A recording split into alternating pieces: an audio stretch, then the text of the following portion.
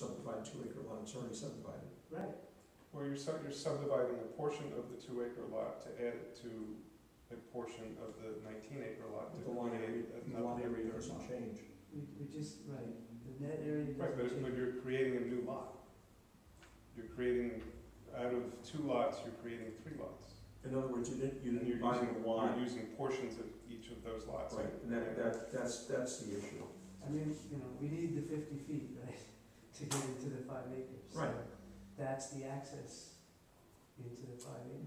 But the thing is, we have conflicting information based on what was it you understood the board to be saying and what Frybrand wrote.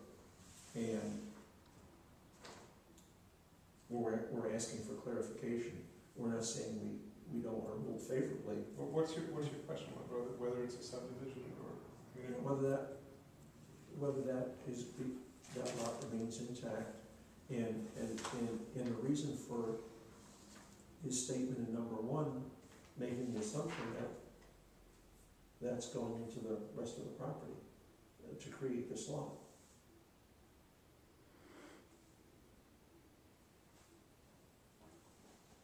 Now, if you want to move forward. Well, it's a combination of a lot line revision and a subdivision. So it's involving both lots. So you're creating 3 lots out of 2 using portions of. Right, they're creating 3 lots out of 2. Lots. Right.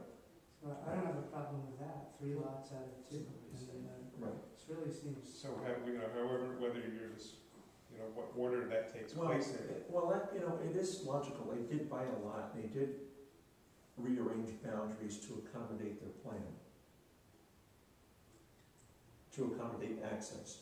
And they bought a pre-existing non-conforming lot after the zoning had passed, which would enables them to create a conforming lot if that's what they wanted to do.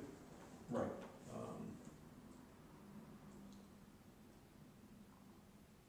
Well, that's fine.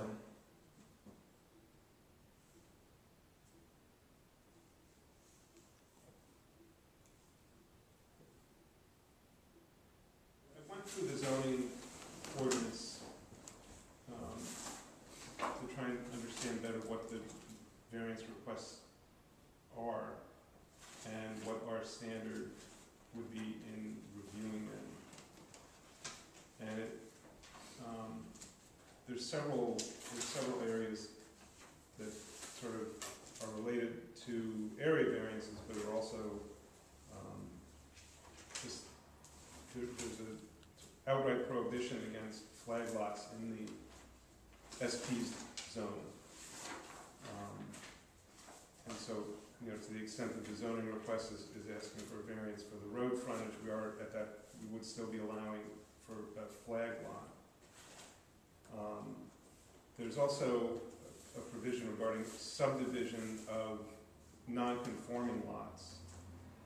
And that says that you can subdivide a non-conforming lot as long as you're adding it to an adjacent lot to make the lots conforming. What's the non-conforming lot? Well, the non-conforming lot would be the lot in the front where you're shifting, to my understanding. But we're not subdividing that lot. We're just making a property. You're doing a lot line boundary revision. revision of the 19-acre lot to give back the 50 feet that we're taking from that non-conforming lot to get into the subdivision that we want to make. So I spoke to the surveyor about this, so that this is 2 properties, and we're subdividing the 1 property with the boundary revision to the non-conforming lot. So, to call that a subdivision. Well, you have 2 properties now, and you're ending up with 3. Right. And to do that, We're only subdividing the 1 property, the 19-acre property. You're adjusting the lot lines of the 2 properties to create a 3rd lot. That's to give back that 50-foot road frontage, Right. which is what the town told us that would be acceptable. So. what we based our road on. We had informal meetings with them, who actually told us that the whole thing would be kosher, including the 50-acre driveway, because it was in an SP1 district. The That the only, planning board told you that? yes, that was in the informal review with my father.